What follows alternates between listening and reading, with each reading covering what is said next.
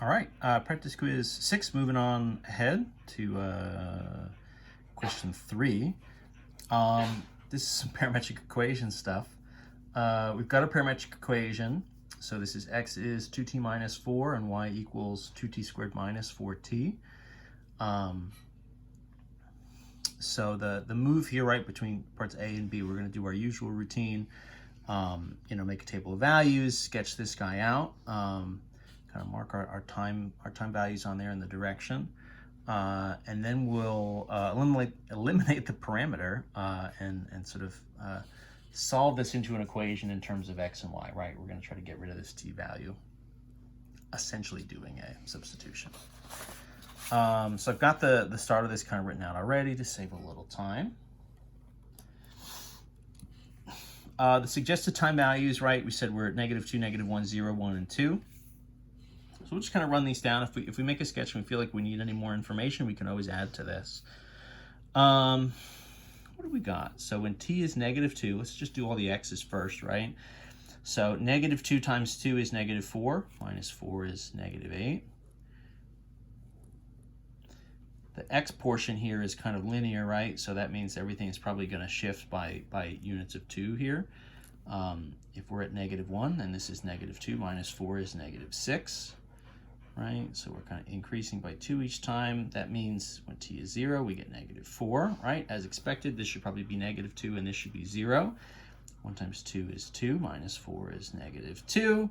2 times 2 is 4, minus 4 is 0. Absolutely, right? So those will be our x values.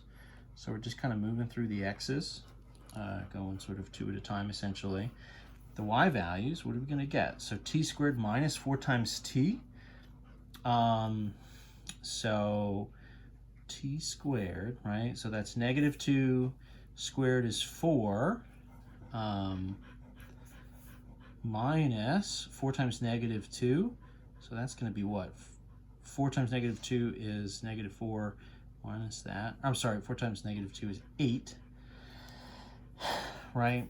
Minus -8, that's actually going to be plus 8. So this guy looks like it's going to be 12. At -1, this would be sort of, right? -1 squared is +1. Minus 4 times t, so that's going to end up as plus 4. So then that'll be 5. At 0, well, we're going to be 0, right? Because it'll be 0 and 0. At +1, this will be 1 minus 4 times 1, so 1 minus 4, so that's going to be -3. And at 2, what are we going to get? 2 squared is 4 minus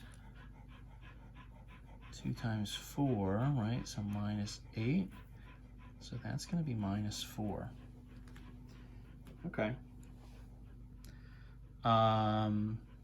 Let's see what we've got.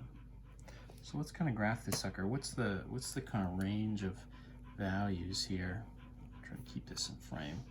X's are almost exclusively negative, right? And then the Y's are kind of going from +12 down to -4. So let's try to leave a little more space here in the X's. We kind of know if we kept going, the X's would of course go up to, +2 and +4. And then the y values, we need a little bit more kind of like upper space. So y's are going to go up here. So maybe we'll go kind of like 5, 10, 15 for the y's. -5, -10. And I guess we can maybe just do 2's here. 2, 4, 6, 8. -8, right? -10. 2, 4. Something like that. So let's just kind of graph this. So this is x is going to be -8 and the y value is +12. So -8 is here, so that's, relatively far up. So that's time -2. X is 6 and the y is 5. So 6 and 5 would be here.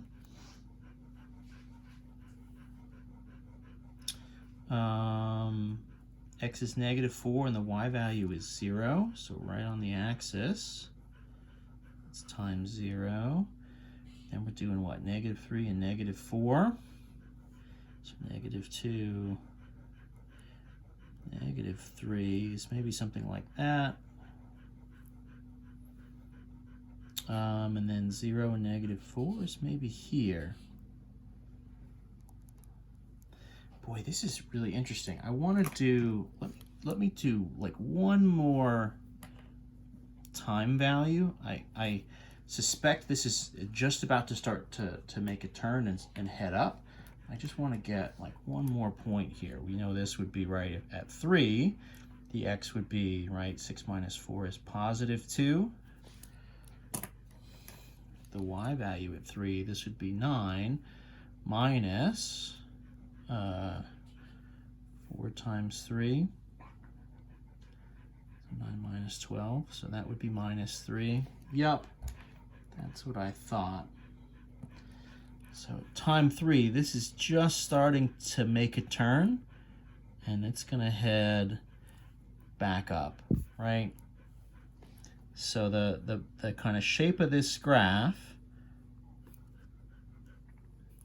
part of this is just the way this is scaled, but it's a parabola. And it looks like it's going to keep going back up, right?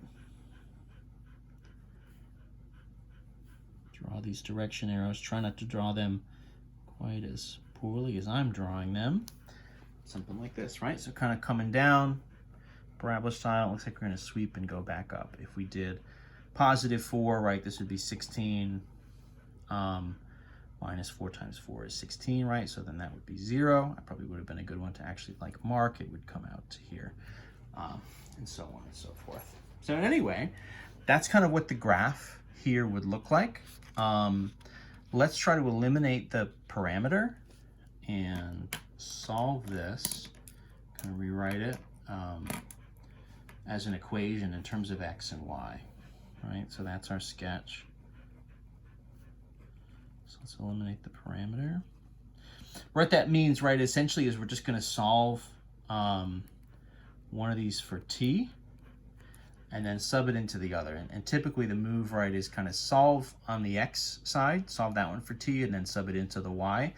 We're just kind of used to, especially as far as seeing a graph like this, seeing it in terms of y equals. So for us, this would be, right, kind of x plus 4 is 2 times t. So that means, you know, x over 2 plus 4 over 2. So x over 2 plus 2 is going to be our t value. If we take that and sub it into the y portion, right? So then y is going to equal, so x over 2 plus 2, right, kind of quantity squared minus 4 times x over 2 plus 2. And now I'm just thinking to myself, do I want to like expand that? I suppose we should.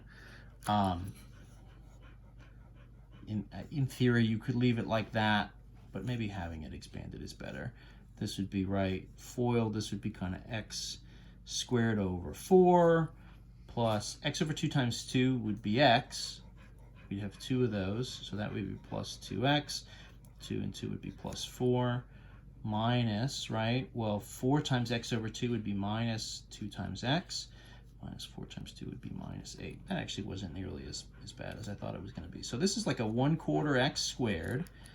Oh, that's super interesting. 2x minus 2x, those are donezo, right? And then this is 4, right, kind of minus 8. It's minus 4. Okay, this makes sense. It's really like 1/4 x squared minus 4. Yeah. So we kind of centered, if we actually go back to the graph, this kind of tracks with what we're seeing, right? This graph would be, you know, x squared is our standard parabola. It's times 1/4, so that means it's kind of vertically compressed, right? It's sort of flatter. All of our y values are kind of divided by 4, which you can kind of see in this basic sketch, even though it's with these kind of modified axes. You can still kind of see that it seems very sort of flattened out. And then the whole thing is shifted down 4 units. So that's pretty consistent with what we're seeing here. It looks like the lowest point, right, would be here at sort of x equals 0 at time 2, t equals 2. with the graph kind of shooting off from there. So that's pretty good. Those guys take a minute, so I'm going to stop this video here, and we'll do the second parametric equation, number 4, in the next video.